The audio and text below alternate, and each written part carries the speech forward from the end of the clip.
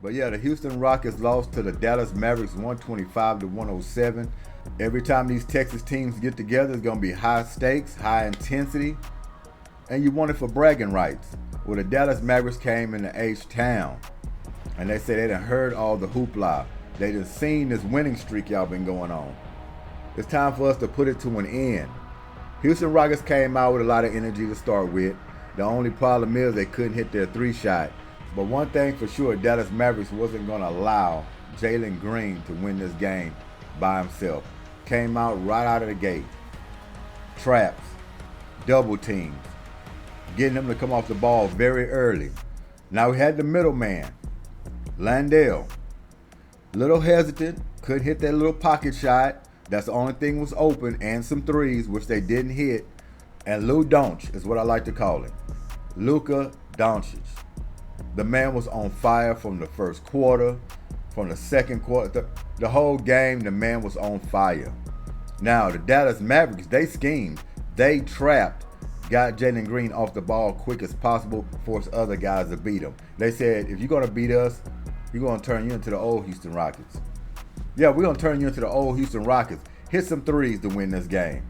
Jalen Green ain't going to be driving. He's not going to just be bouncing the air out of the ball, get to his spots, pull up three, pull up from mid-range, get people in foul trouble. He's on a hot streak. We're not going to allow that. We're going to take him out of the game soon as tip ball. That's exactly what they did. Houston was in a scramble. They got the open shots. They just couldn't hit them, couldn't drop them. I think the Rockets, or I believe the Rockets expected that, because that's why you had Bullock playing all those minutes. You needed a three-point shooter out there just in case they started double-teaming a little bit. Dallas Mavericks has a history of running these schemes and going right after superstars, which brings me to this. And we've talked about it plenty of times. Double-teaming superstars. And trust me, I'm all with Ime Udoka. But I know it came across your mind, well, everybody's mind in the arena, everybody just watching on television, wherever you was at, if you was looking at this game, the first thing came to your mind after LUKA Doncic started going off and hit the last 3-4 shots in a row. Are we going to send guys at him? Are we going to trap him? Are we going to do the same thing they doing to Jalen Green, do to him? Never happened.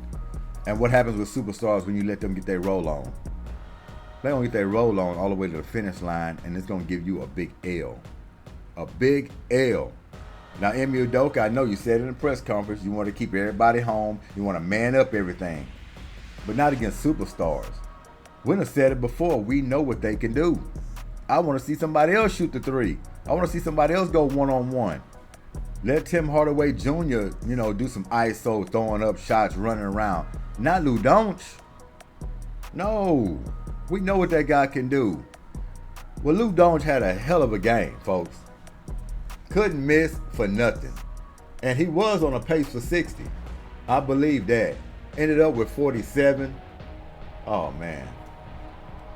2 steals, 7 assists, 12 rebounds. Look at the threes. The man had it rolling. 9 for 16 from the three-point line, 18 for 30 from the field. He basically carried the whole team. It was all LUKA Doncic last night. Now, you can throw Kyrie Irving in there. He got his 24 points. 7 assists. He mixed around, 3 rebounds.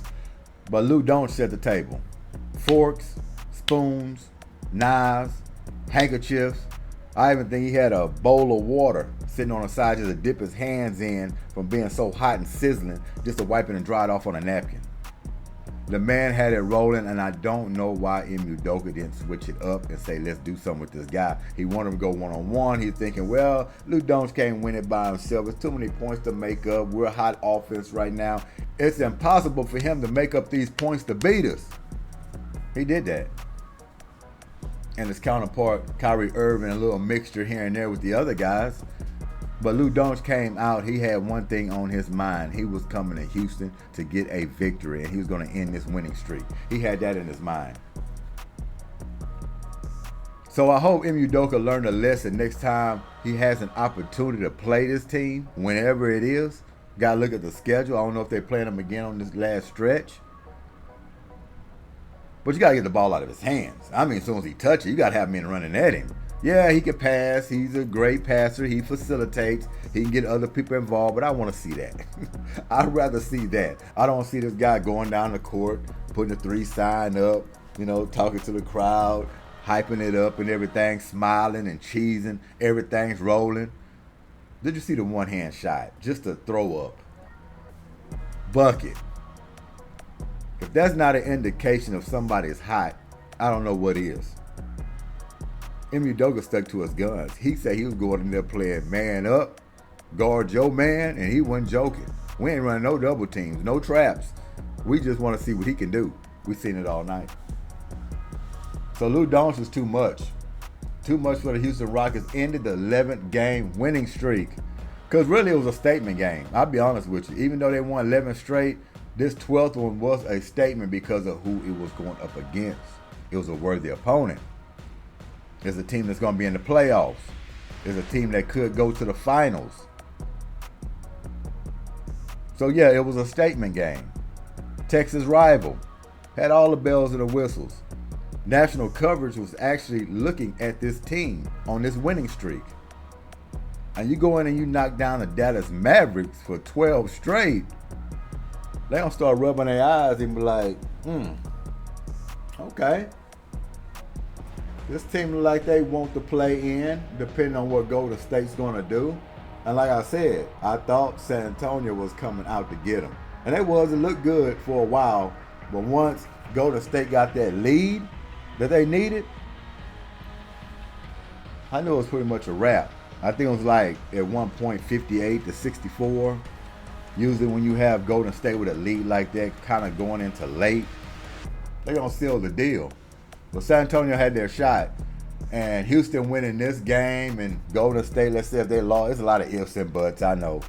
But you would have gained some ground. Now losing this game was more crucial because they won. Now you got yourself really against the wall with what, 8 games left? Not that many. The era has shortened up. But take your hats off to Dallas. Houston came to play this game. They did. Unfortunately, they just couldn't hit the shots. And with that little wrinkle of trapping Jalen Green, threw them off just a little bit. Because people start getting the ball early. They usually don't get it that early. They got to figure out what they're going to do with it. Either a quick shot or hurry up and pass the ball. They got caught up in between that. Then you miss some bunnies. And then they out running again. And then when you got a team that's that hot, that's a lot of pressure. Because every time Houston missed, they came down. What Luka Doncic doing? Fadeaway jump shot. Pull back 3.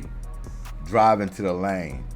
Find the open man in the corner for a 3 after they done bottled him up after penetration. It was just a whole bunch of shots dropping for the Dallas Mavericks last night. Too much. Rainfall. Houston couldn't plug it up. And you lose. But I think he should have thrown a wrinkle. That's the only thing that frustrates you about it. That he allowed Luka Doncic, a superstar, made man, beat you. That's the frustrating part about it. Because you threw a wrinkle in there, maybe things change. Maybe you change the momentum. Maybe you got other guys getting the ball in their hands and they're missing shots. They're missing layups. Now we can gain some ground, try to get back in this ball game. You cannot battle Luka Doncic one-on-one. He goes too much at his own pace. He's too big. He's too savvy. And when he gets to his spots, his sweet spots, it's going to be candy all night long. All night long. So it's unfortunate that Houston Rockets had to lose and break this streak at home against the Dallas Mavericks, a foe, a rival. It could have had a different result. It really could have. I just think the defensive scheme should have been different. After they started trapping Jalen Green for sure, you should have had in your mind, okay, they're going to take away our guy, our future superstar, so to speak. We'll take away your guy, and then we're going to see where the chips may fall. Let's make it a role player game. But you don't let this guy go out there and dictate the game, the pace, and what's going to happen. You're going to lose every time. And it didn't take long. Tip ball, you saw the glare and the look in Luka's eyes when he was getting that ball. He wasn't looking to pass it up. Once I see a superstar have that walk and that look in his eye, I'm throwing it in right now. We're going to get him. We're going to get him right now. I don't need to see 10, 12 shots in a row. So this was, I don't want to say it's on MU Doka, but he could have saved a lot of this. Swallow your pride. I know you want your defense to be solid. I know you want everybody to be manned up, snarling, and know how to hold their own man. But it's a different guy. I don't care who it is, superstar, low tier, high tier. If they start the game like that, you got to blitz them. You got to blitz them immediately. So unfortunate. So where they land now is going to be tough. It's going to be tough to gain that ground now. It really is. But the more important thing, what I wanted to get into is the national coverage. Not only that the Rockets are getting, but Jalen Green. Jalen Green is finally getting some national coverage. And we're going to show a clip. Tim Legler. And we're going to get into it. But man, can you believe that? What Jalen Green was to now. Nationally, they starting to talk about him now. Talking about, man, this guy could be a superstar. He done picked up his play. Look at the last stretch of games, what he's been doing. So it's catching a lot of people's attention. And I thought it was amazing because if you start having people talk about you in a good light like this, when it start hitting national coverage, you're already there. You just got to keep it up. I don't see Jalen Green falling off completely. But in this game, they took him away. He only ended up with 12 points in this game. 5 assists, 6 rebounds.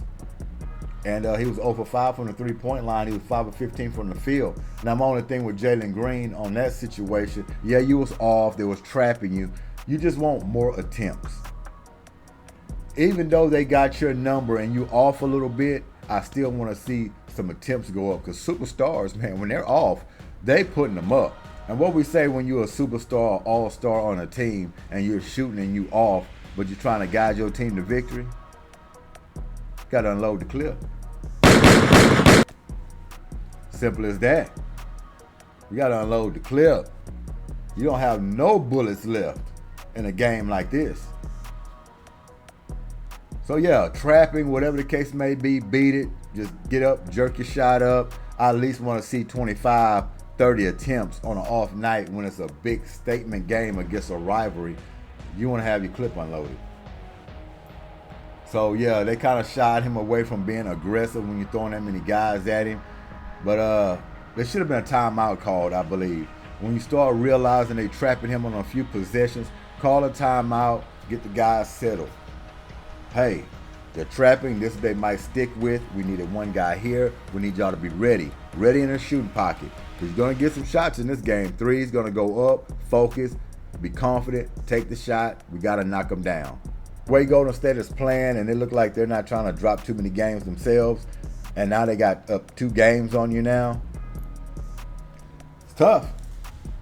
It's tough. You almost got to win out and hope they drop some. Drop a few. So let's get into this clip. Jalen Green, like I said, this is like 4 days ago. Tim Legler and I forgot the other guy's name. But we're going to check that out and see. National coverage, Jalen Green. They're starting to pay attention. So let's check it out. All right, here we go. And this comes from the All NBA podcast. So y'all go over there and subscribe to them or go check them out. But this is on the All NBA podcast. Let's go ahead and start this up. First thing that stood out is if you just watched overtime only, like those 5 minutes of basketball, that was about as entertaining as any full game I've watched all year. Overtime was amazing in this game with the shot making and even some of the plays down the stretch that led to overtime. Look. Just remember, this is about 4 days ago, coming off the 10-game winning streak against OKC. That's what Tim Legler is going to be breaking down. The national coverage that Houston Rockets are starting to get. And Jalen Green, as he's going to break down his game and what his thoughts on how he's developing and where he thought he was going to be in his career to right now. So Leg's a little surprised himself, so let's get into it. This is a great win. I don't care if Shai Gilgeous-Alexander played or not, man. Oklahoma City has enough of a core there to still be able to do it without him. And they're at home, and they took the lead. And it looked like early in the fourth quarter, like they had this game under control. And it looked like with Golden State, eventually winning that game, this would have put them potentially 2 back if they drop it without the tiebreaker with the Warriors. It would put less significance on their game next Thursday if they're 2 back. right? So that's what you're looking at here, and they dug deep, man. They made the plays down the stretch. Dylan Brooks was incredible when he had to be offensively.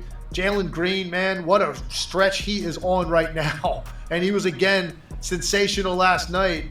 I was impressed, man, with how bad they obviously wanted to win this game and how hard they dug in to make the plays that they needed to down the stretch. So give Houston all the credit.